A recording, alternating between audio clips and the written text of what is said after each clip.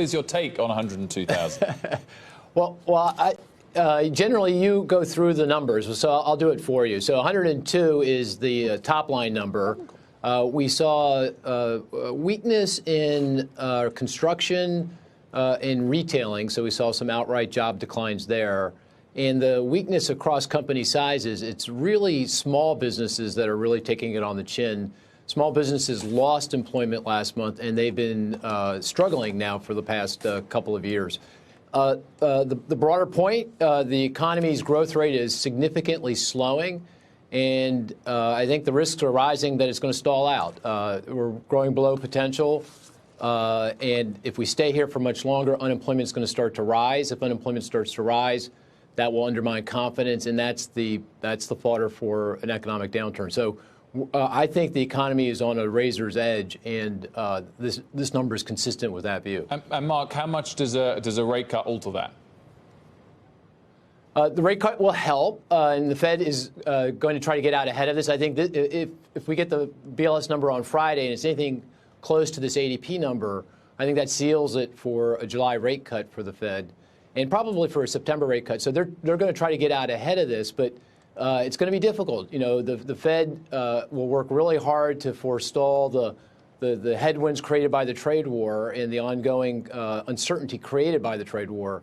But it's going to be tricky. If anything else goes wrong, and there's a lot of things out there that could go wrong, Brexit's coming up. We've got some budget battles in Washington that are coming up.